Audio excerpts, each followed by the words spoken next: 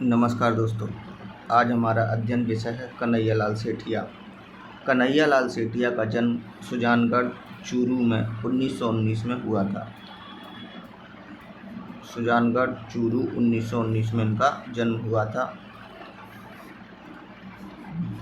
इसको कर दो। इन्हें राजस्थानी भाषा का भीष्म पितामह भी कहा जाता है। इसके अलावा कन्हैयालाल सेठिया को कविताओं का जादूगर, याद रखना, कविताओं का जादूगर कन्हैयालाल सेठिया को कहा जाता है, जबकि लोक कथाओं का जादूगर विजयदान देथा को कहा जाता है। कन्हैयालाल सेठिया की जो रचनाएं हैं वह 3 भाषाओं में हमको मिलती हैं। पहली कौन सी है? इनकी पहली भाषा जो है वो उर्दू है, दूसरी हिंदी और तीसरी राजस्थानी। इन तीनों ही भाषा में इनकी रचनाएं मिलती हैं। इनकी जो प्रमुख रचना हैं उनके बारे में हम जान लेते हैं।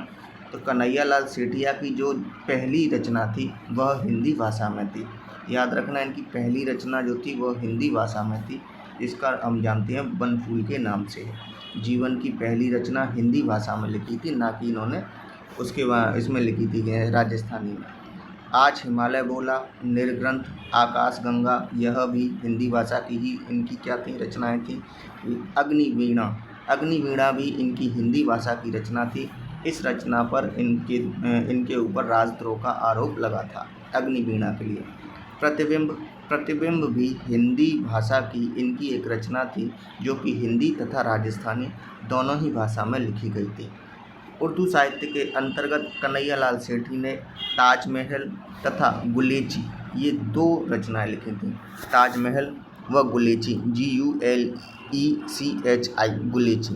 राजस्थानी में इन्होंने बहुत सारा साहित्य लिखा है, जिसमें सबसे महत्वपूर्ण जो माना जाता है वह शबद को माना जाता है।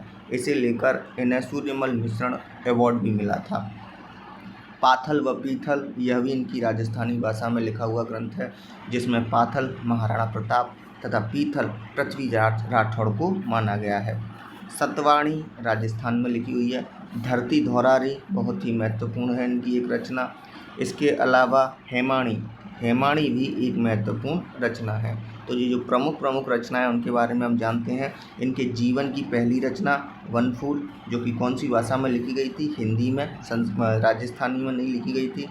कौन सी ऐसी रचनाएं हैं जिसके लिए इन पर राजद्रोह का आरोप लगाया था? तो अग्निवीणा। ऐसी रचना जो हिंदी व राजस्थानी दोनों में लिखी थी, प्रतिबिंब। कौन सी उर्दू की रचनाएं हैं? ताजमहल और गुलेची कन्हैयालाल सेठिया की हैं। और इसके अलावा राजस्थानी की कौन सी भाषाएं? शबद, पाथल पीथल, धरती धौरारी, सतवाणी व हेमाणी। इनकी जो प्रमुख रचनाएं हैं वह किस में हैं? राजस्थानी भाषा में लिखी हुई हैं। इसके साथ अब हम पढ़ते हैं पाथल पीथल के बारे में। पाथल पीथल में पाथल जो है वह महाराणा प्रताप के लिए यूज़ किया गया है, और पीथल जो है वह पृथ्वीराज राठौड़ के लिए इस्तेमाल में लाया गया है। ये जो पाथल पीथल है, इसमें बताया गया है कि महाराणा प्रताप और पृथ्वीराज राठौड़ के बीच का संवाद है।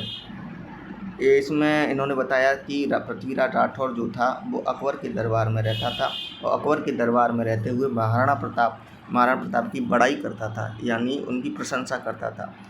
रिश्ते में भी बताएं तो महाराणा प्रताप के बड़े भाई शक्ति सिंह की लड़की पृथ्वीराज राठौड़ के साथ शादी हुई थी उसकी, यानी इनका साड़ू वो लगता था, दामाद लगता था। अकबर इस बात से परेशान था, लेकिन अकबर ने इनको एक दिन एक पत्र दिखाया और कहा कि देखो, तुम्हारा महाराणा प्रताप मुझसे संधि करना चाहता है।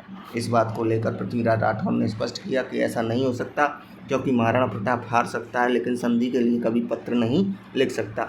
इस बात की पुष्टि के लिए पृथ्वीराज राठौड़ ने महाराणा प्रताप को एक पत्र लिखा था। उस पत्र को ही पाथल पीथल के नाम से लिखा गया है।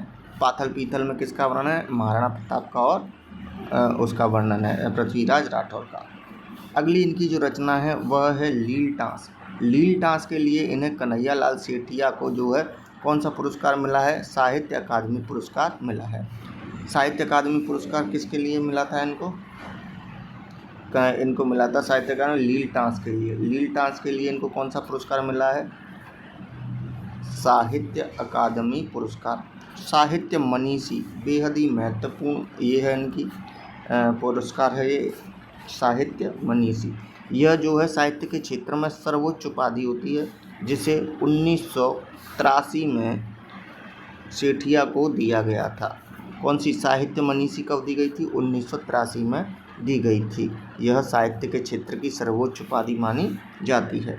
शवद, शवद जो है राजस्थानी भाषा में लिखा हुआ इनका एक प्रमुख ग्रंथ है, जिसे लेकर 1987 में इन्हें क्या दिया गया था? सूर्यमल मिश्रण पुरस्कार दिया गया था। प्रश्न आता है कि सूर्यमल मिश्रण अवार्ड किस उपाधि के लिए दिया गया था? तो यह दिया गया था शवद के लिए। नेक्स्ट जो है इनका निर्ग्रंथ के लिए इन्हें मूर्ति देवी साहित्य पुरस्कार दिया गया था। मूर्ति देवी निर्ग्रंथ के लिए दिया गया था। सतवाणी, सतवाणी के लिए इन्हें जो पुरस्कार मिला था वह था टाटिया पुरस्कार। टाटिया, टाटिया जो पुरस्कार है वह ज्ञानपीठ अकादमी दिल्ली के द्वारा दिया जाता है। इन्हें जो है पद्मश्री भी मिल चुका है। पद्मश्री किसको मिला है? सेठिया को, कन्हैयालाल सेठिया को पद्मश्री कब मिला था? तो इनको 2004 में यह पुरस्कार प्राप्त हो चुका है। कौन सा है? पद्मश्री पुरस्कार। भारत रत्न प्राप्त करने वाले पहले व्यक्ति, राजस्थान रत्न प्राप्त करने वाले पहले व्यक्ति कन्हैयालाल सेठिया। राजस्थान रत्न प्राप्त करने वाले पहले व्यक्ति कौन है? कन्हैयालाल सेठिया हैं। हालांकि 2012 में इस पुरस्कार की शुरुआत की गई थी, जिसमें शर्त लगाई गई थी कि मृत्यु के उपरांत ही यह पुरस्कार दिया जाएगा। 2012 में ही कुल 7 व्यक्तियों को यह देने की घोषणा की गई थी, जिसमें सबसे पहले कन्हैयालाल सेठिया को माना जाता है। कन्हैयालाल सेठिया का जो निधन है वह 2008 में माना गया है। कन्हैयालाल सेठिया का निधन 2008 में हो गया था। आज की कहानी में बस इतना ही। कल फिर मिलेंगे, तब तक के लिए धन्यवाद।